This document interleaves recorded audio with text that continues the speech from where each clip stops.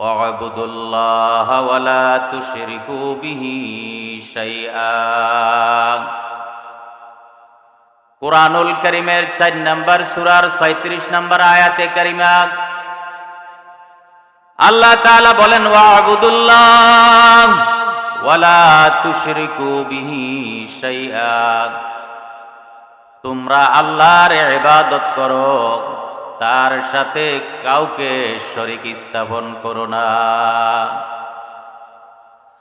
আল্লাহ রাব্বুল আলামিন মানুষ এবং জিনকে সৃষ্টি করেছেন শুধুমাত্র তার ইবাদত করার জন্যে। আল্লাহ তাআলা সেই কথাটা স্মরণ করিয়ে দিতেছেন, ওয়া'বুদুল্লাহা ওয়া লা তুশরিকু বিহি শাইআ। তোমরা আল্লাহর ইবাদত করো, আল্লাহর সাথে কাউকে শরীক করিও না। কারণ তোমাদেরকে আমি সৃষ্টি করার একমাত্র লক্ষ্য উদ্দেশ্য হচ্ছে তোমরা একমাত্র আমার ইবাদত করবে, আমাকে ছাড়া অন্য কারো ইবাদত তোমরা করতে পারবে না। আর ইবাদত করবে নিরেট ইবাদত, খালেস ইবাদত, যে ইবাদতের ভিতরে শিরক থাকবে না, বিদআত থাকবে না, এমন ইবাদত। আল্লাহ তাআলা বলেন, ওয়ামা খালাকতুল জিন্না ওয়াল ইনসা ইল্লা লিয়াবুদুন। আল্লাহ রাব্বুল আলামিন বলেন, আমি জিন এবং মানুষকে সৃষ্টি করেছি একমাত্র আমার ইবাদত করার জন্যে। আল্লাহ তাআলা এই জন্যে আমাদেরকে বলতেছেন, তোমরা আল্লাহর ইবাদত করো, ইবাদতের মধ্যে কাউকে শরীক করো না। এই ইবাদত বান্দার উপরে আল্লাহ পাও না, বান্দার উপরে আল্লাহর হক হচ্ছে, বান্দার উপরে আল্লাহর হক হচ্ছে বান্দা আল্লাহর ইবাদত করবে। রাসূলুল্লাহ সাল্লাল্লাহু আলাইহি ওয়াসাল্লামের সাহাবী হযরতে মুআয ইবনে জাবাল রাদিয়াল্লাহু তাআলা আনহু বলেন, একদিন আমি নবীজির গাধার উপরে সওয়ার, নবীজির সামনে আমি পিছনে।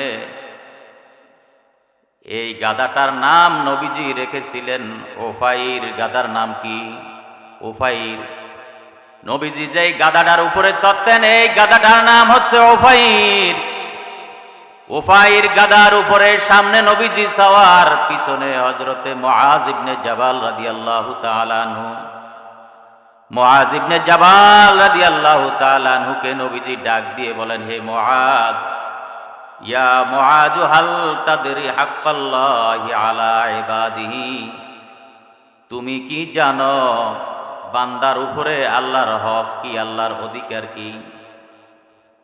ওয়ামা হাক্কুল ইবাদি আলাল্লাহ, আল্লাহর উপরে বান্দার হক কি তুমি কি জানো?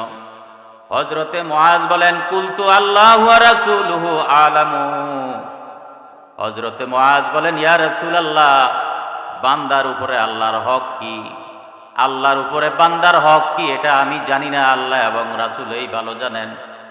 এবার নবীজি বলতেছেন, ফাইন্না হাক্কাল্লাহি আলাল ইবাদ আইয়াবুদুহু ওয়া লা ইউশরিকু বিহি শাইআ। এ মুআয, বান্দাকে সৃষ্টি করেছেন আল্লাহর ইবাদত করার জন্যে। এই জন্যে বান্দার উপরে আল্লাহর হক হচ্ছে বান্দা একমাত্র আল্লাহর ইবাদত করবে, ইবাদতের ভিতরে কাউকে শরীক স্থাপন করবে না। আর আল্লাহর উপরে বান্দার হক হচ্ছে আল্লাহ ইউআযিবা মান লা ইউশরিক বিহি শাইআ। যেই বান্দা একমাত্র আল্লাহর ইবাদত করবে, ইবাদতের ভিতরে শরীক করবে না কাউকে, এই বান্দাকে আল্লাহ শাস্তি দিবেন না। এটা হচ্ছে আল্লাহর উপরে বান্দার হক।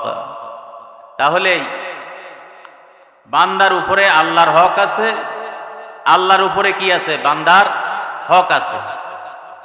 এই হক যার উপরে আছে তার কাছে কিছু কেউ কি করতে পারে? দাবি করতে পারে। সন্তান বাবার কাছে সম্পদ পাও না, এটা সন্তানের হক। এই জন্যে সন্তান বাবার কাছে সম্পদ চাইতে পারে। আবার বাবা সন্তানকে জন্ম দিছে, এই জন্যে সন্তানের কাছেও বাবা কিছু চাইতে পারে। এটা বাবার কি আছে? অধিকার আছে। আল্লাহ বান্দাকে সৃষ্টি করেছেন, বান্দার জন্য যা প্রয়োজন সব কিছু দিতেছেন। এই জন্যে বান্দার উপরে আল্লাহর হক আছে। এই হক আছে বিদায় আল্লাহ বান্দাকে ডাক দিয়ে বলতেছেন, বান্দা তোমার উপরে আমার অধিকার আছে, হক আছে যে তুমি আমার ইবাদত করবে, আমাকে ছাড়া আর কারো কি করবা না? ইবাদত করবা না। তোমাকে সৃষ্টি করেছি আমি, তোমার যা প্রয়োজন সব কিছু দিতেছি আমি, এই জন্য আমার হক আছে তোমার উপরে, তুমি আমার ইবাদত করবা। সাবধান, ইবাদতের ভিতরে শরীক স্থাপন করা যাবে না। আল্লাহ তাআলা বলেন, যদি তোমরা আমার এই আইন যদি লঙ্ঘন করে তোমরা আমার ইবাদত না করো, আমার সাথে শিরক করো, তাহলে তোমাদের কাছে তোমাদের সামনে আমার দুইটা চ্যালেঞ্জ ছুড়ে দিলাম। এই দুইটা চ্যালেঞ্জ যদি গ্রহণ করতে পারো, তাহলে আমার ইবাদত না করতে পারো, আমার সাথে শরীক করতে পারো। যদি দুইটা বান্দা চ্যালেঞ্জ গ্রহণ করতে পারো, সকলে আওয়াজ দিয়ে বলেন, আল্লাহ যদি বান্দার সাথে চ্যালেঞ্জ দেয়, বান্দা কি সেই চ্যালেঞ্জের মোকাবেলা করার শক্তি আছে? আছে? কি বলেন, আছে? নাই। আল্লাহ তাআলা বলেন, বান্দা তোমাকে সৃষ্টি করছি আমার ইবাদত করার জন্য, এখন আমার ইবাদত যদি না করো, আর যদি ইবাদতের ভিতরে শিরক করো, তাহলে দুইটা চ্যালেঞ্জ কি করো? গ্রহণ করো। দুইটা চ্যালেঞ্জ গ্রহণ কইরা তারপরে আমার ইবাদত থেকে তুমি দূরে সরে থাকো। দুইটা চ্যালেঞ্জ কি আমরা গ্রহণ করতে পারবো? আল্লাহর কি বলেন, আমরা কি গ্রহণ করতে পারবো? আল্লাহ তাআলা বলেন, এক নাম্বার চ্যালেঞ্জ,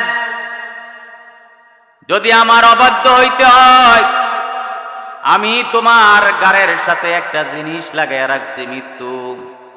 মৃত্যু নামক একটা জিনিস তোমার সাথে সাথে আমি লাগাইয়া দিছি। যেদিন তোমার জন্ম হয়েছে সেদিন তোমার মৃত্যু তোমার পিছনে পিছনে ঘুরে। কথা বলেন ঠিক কিনা? এজন্য আল্লাহ তাআলা বলেন, কুল ফাদরাউ আন আনফুসিকুমুল মাউতা ইন কুনতুম সাদিকিন। আল্লাহ তাআলা বলেন, হে নবী বলেন, কুল ফাদরাউ আন আনফুসিকুমুল মাউতা ইন কুনতুম সাদিকিন। যদি তোমরা তোমাদের মৃত্যুকে তোমাদের থেকে দূরে সরাইয়া দিতে পারো, তাহলে তোমরা আমার ইবাদত না করলেও চলবে। মৃত্যুকেও আমাদের দূরে সরানোর কোনো সুযোগ নাই, আর আল্লাহর ইবাদত ছাড়ারও কোনো সুযোগ নাই। কথা বলেন ঠিক কিনা? মৃত্যু থেকে আমরা বাঁচার কোনো সুযোগ নাই। এই পৃথিবীতে অনেক লোক বাঁচার জন্য অনেক কিছু করেছিল, কিন্তু কেউ বাঁচতে পারে নাই। বর্তমানেও বাঁচতে পারতেছে না, ভবিষ্যতেও বাঁচতে পারবে না। আল্লাহ তাআলা যার মৃত্যু যখন যেই জায়গায় লিখে রেখেছেন, তার মৃত্যু সেই জায়গায় তখনই হবে। এক সেকেন্ড আগেও তার মৃত্যু হবে না, পরেও হবে না। হাজারো চেষ্টা করলে মৃত্যু থেকে বাঁচা যাবে না। যাবে? আল্লাহ তাআলা বলেন, যদি শিরক করতে চাও, আমার ইবাদত যদি না করতে চাও, তাহলে মৃত্যুকে তোমার থেকে দূরে সরিয়ে দাও, তোমার জীবনকালটা বাড়িয়ে নাও। কতদিন পর্যন্ত শিরক করবা করো। বান্দাকে দেওয়া মৃত্যু দূরে সরিয়ে দিতে পারবে না। এজন্য আল্লাহ তাআলা বলেন, বান্দা এক নাম্বার চ্যালেঞ্জ, মৃত্যুকে দূরে সরিয়ে দিতে পারবে না। দুই নাম্বার চ্যালেঞ্জ, যদি তোমার শিরক করতে হয়, যদি আমার ইবাদত যদি না করতে তোমার মন চায়, তাহলে তুমি আমার জমিনের সীমানা থেকে বের হয়ে যাও। এটা তাকবীর দাও।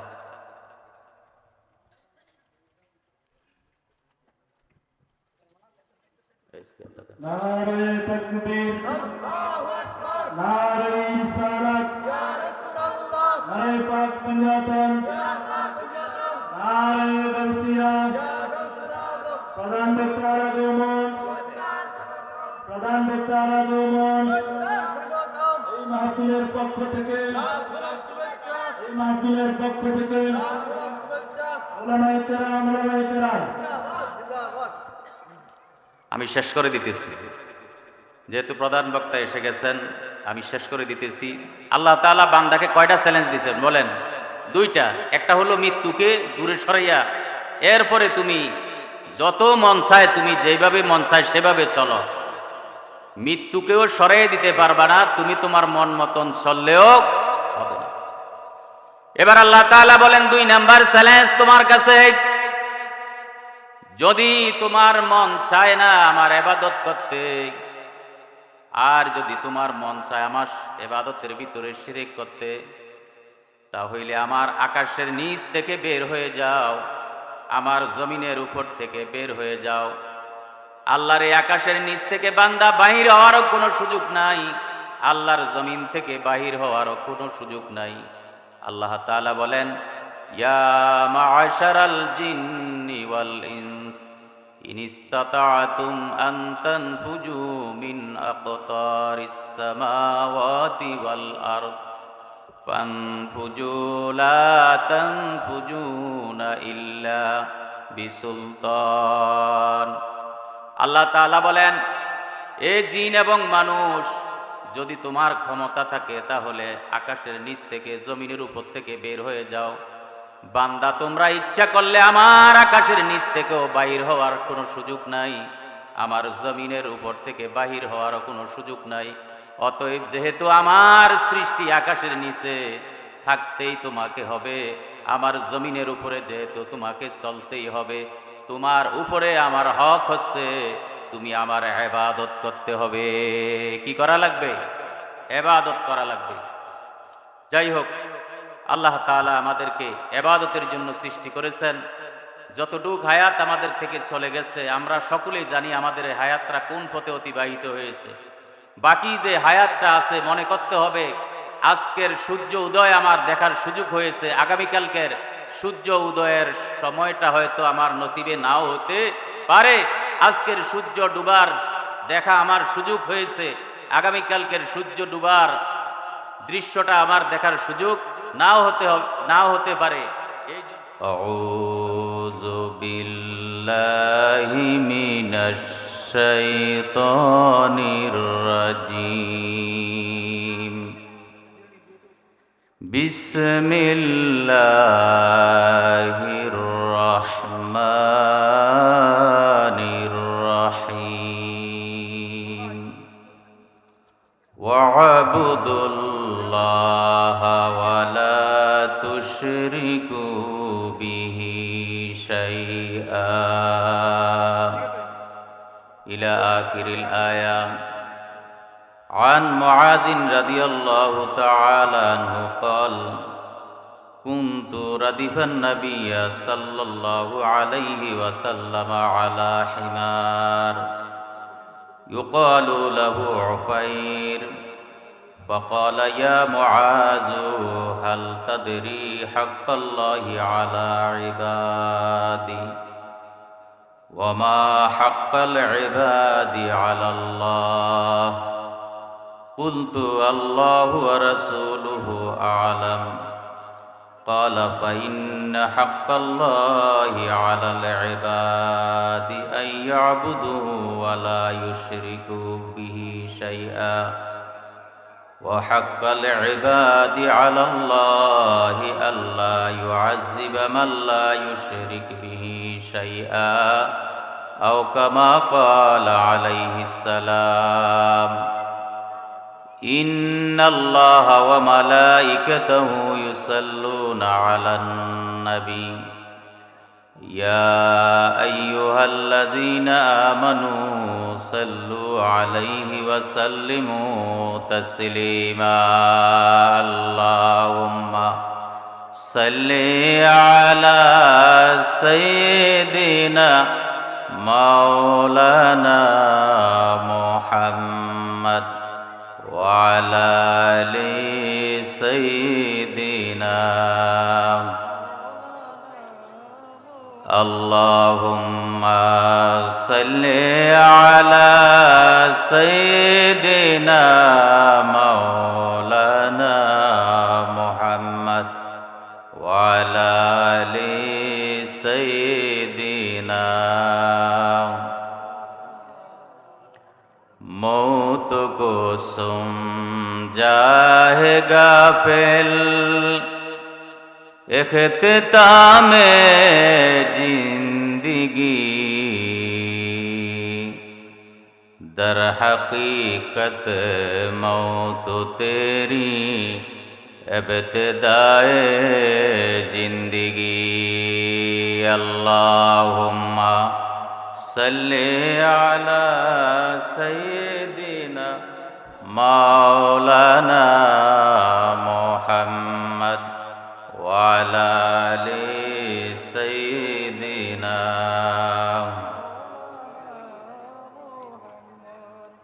উপস্থিত পবিত্র ঈদে মিলাদুন নবী উদযাপন উপলক্ষে ষষ্ঠতম ওয়াজ ও দোয়ার মাহফিলের সম্মানিত সভাপতি, প্রধান অতিথি, সুমধুর কণ্ঠস্বর হযরত মাওলানা গাজী সুলাইমান আল কাদেরী সাহেব, একটু আগে যিনি অত্যন্ত সারগর্ভ আলোচনা করেছেন, আজকের এই মাহফিলের প্রধান আকর্ষণ সুন্নি জামাতের অতন্ত্র প্রহরী, সুমধুর কণ্ঠের অধিকারী, কুমিল্লা আলিয়া মাদ্রাসার সম্মানিত মুহাদ্দিস হযরত মাওলানা রফিকুল ইসলাম আনসারী সাহেব সহ মঞ্চে উপবিষ্ট ওলামায়ে কেরাম, মুরব্বিয়ানে এজাম, পদ্মার অন্তরালের মা এবং বোনেরা, সকলকে আন্তরিক সালাম জানাচ্ছি। আসসালামু আলাইকুম ওয়া রাহমাতুল্লাহি ওয়া বারাকাতুহু।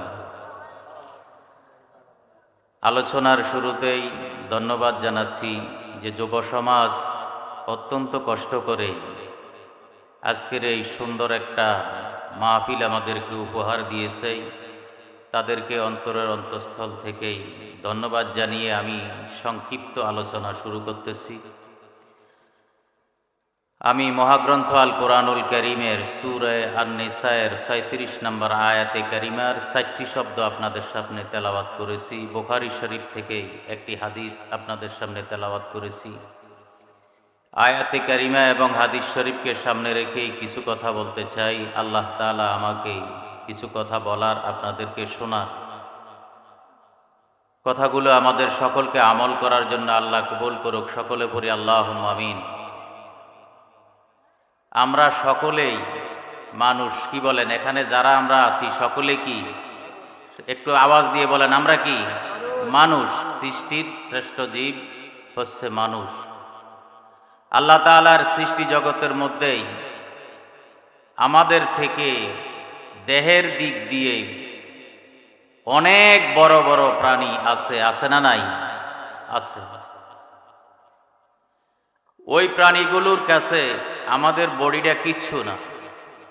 হযরতে মূসা আলাইহিস সালাম আল্লাহ তাআলাকে বললেন, আল্লাহ, আপনার এই বিশাল আকাশ এবং জমিন যদি আপনার কথা না শোনে তো আপনি কি করবেন? এই বিশাল আকাশ, এই জমিন যদি আপনার কথা না শোনে, আপনার সৃষ্টি জগৎ যদি আপনার কথা না শোনে, তাহলে আপনি কি করবেন? আল্লাহ তাআলা বলেন যে আকাশ এবং জমিন আমার সৃষ্টি জগৎ, আমার অবাধ্য হওয়ার কি নাই? কোনো সুযোগ নাই। যদি এরকমই হইতো, আর আমার অবাধ্য যদি হইতো, তাহলে আমি এমন একটা প্রাণী সৃষ্টি করে রাখছি যে আকাশ এবং জমিন আমার ওই প্রাণীর একটা লোকমা খাবার হইতো। জোরে বলেন সুবহানাল্লাহ। তাহলে এবার বলেন, ওই প্রাণীটা কি আকাশ জমিনের থেকে ছোট না বড়? অনেক বড়। কি বলেন আপনারা? ওই প্রাণীটার তুলনায় মানুষ কি বড় না ছোট? কথা কি আমার বুঝেন? অনেক ছোট। ওই প্রাণীর তুলনায় আমাদের এই শরীরটা কিচ্ছু না। আল্লাহ তাআলা ওই প্রাণীকে তার সৃষ্টি, ওই প্রাণীকে আল্লাহ তাআলা তার ইবাদতের জন্য সৃষ্টি করেন নাই। শুধু দুই শ্রেণীর প্রাণী আল্লাহ তাআলা সৃষ্টি করছেন তার ইবাদতের জন্য। এক শ্রেণীর প্রাণী হচ্ছে মানুষ, আরেক শ্রেণীর প্রাণী হচ্ছে জিন। এই দুই শ্রেণীর মানুষকে আল্লাহ তাআলা সৃষ্টি করার আগেই সিদ্ধান্ত নিয়ে সৃষ্টি করেছেন, এরা আমার ইবাদত করবে। কি করবে? সকলে বলেন। জিন এবং মানুষকে সৃষ্টি করার লক্ষ্য উদ্দেশ্য হচ্ছে এরা কি করবে? আল্লাহর ইবাদত করবে। আল্লাহ তাআলা এই আয়াতের ভিতরে আমাদেরকে লক্ষ্য করে বলতেছেন